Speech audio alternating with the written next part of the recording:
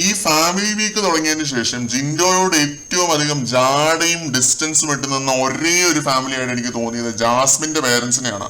പുള്ളി പരിചയപ്പെടാൻ വന്നിട്ടാണെങ്കിലും പുള്ളിയോട് വലിയ മൈൻഡ് ഒന്നുമില്ല. ഇപ്പോഴാണ് ജിൻഡോ എന്ന് അന്വേഷിച്ച് കണ്ടത് തന്നെ. അതെന്തോ അവരുടെ ഇഷ്ടം, താല്പര്യം, ചോയ്സ്. ഞാൻ അതിലൊന്നും പറയുന്നില്ല, കൈ കടത്തുന്നില്ല. റസ്മിന്റെ ഉമ്മയും അനിയനും വന്നപ്പോ ജിൻഡോ കുളിക്കുമായിരുന്നു കേട്ടോ. അപ്പം റസ്മിൻ തന്നെ റസ്മിന്റെ ഉമ്മ പറയുകയാണ്, നീയും ജിൻഡോയും കൂടി കളിച്ച ഡാൻസ് അടിപൊളിയായിരുന്നു. അപ്സരയോട് പറയുകയാണ്. റസ്മിൻ ഞെട്ടിത്തെറിച്ച് നിൽക്കുന്നത് കണ്ടു. പിന്നീട് ജിൻഡോയെ കാണാഞ്ഞപ്പോ റസ്മിന്റെ അനിയൻ ജിൻഡോ ബ്രോ എവിടെ എന്ന് ചോദിച്ച് അന്വേഷിക്കുന്നത് കണ്ടു റസ്മിന്റെ അടുത്ത്.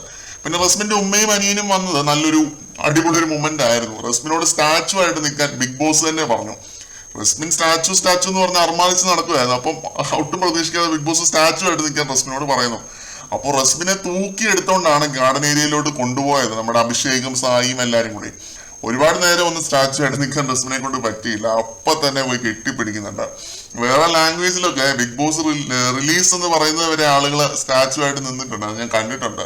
പക്ഷെ റസ്മിൻ നിന്നില്ല. ഞാനത് നെഗറ്റീവായിട്ടൊന്നും അല്ല പറയുന്നത്, ലൈവിൽ നടന്നത് പറയുന്നതിന്റെ കൂട്ടത്തിൽ പറഞ്ഞു എന്നേ ഉള്ളൂ. റസ്മിൻ അത്രയ്ക്ക് അറ്റാച്ച്ഡ് ആയിരിക്കാം ചിലപ്പോൾ. പിന്നെ റസ്മിനെയും പുള്ളിക്കാരുടെ അമ്മ ഉപദേശിക്കുന്നുണ്ട്, ഇത് വേറെ സ്ഥലമാണ്, ഇവിടെ എന്തിനാണ് വന്നതെന്നുള്ള ബോധം വേണം, കൂടുതൽ ഫ്രണ്ട്ഷിപ്പ് എന്ന് പറഞ്ഞുകൊണ്ട് നടക്കരുതെന്നൊക്കെ പറയുന്നുണ്ടായിരുന്നു. പിന്നെ അനിയൻ പറയുന്നുണ്ട്, ആദ്യത്തെ ഒരു മാസം കിഡുമായിട്ട് കളിച്ചു, ഇപ്പോൾ ഇത്തിരി ഡൗൺ ആണ് എന്നൊക്കെ പറയുന്നുണ്ട്.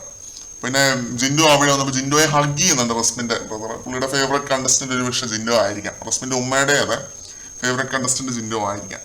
വലിയ അത്ഭുതപ്പെടാനുള്ള കേസൊന്നുമില്ല. പുറത്തുനിന്ന് വരുന്ന എല്ലാവർക്കും ജിൻഡോയെ മതി. മറ്റൊരു ലൈവ് അപ്ഡേറ്റുമായിട്ട് വീണ്ടും വരാം.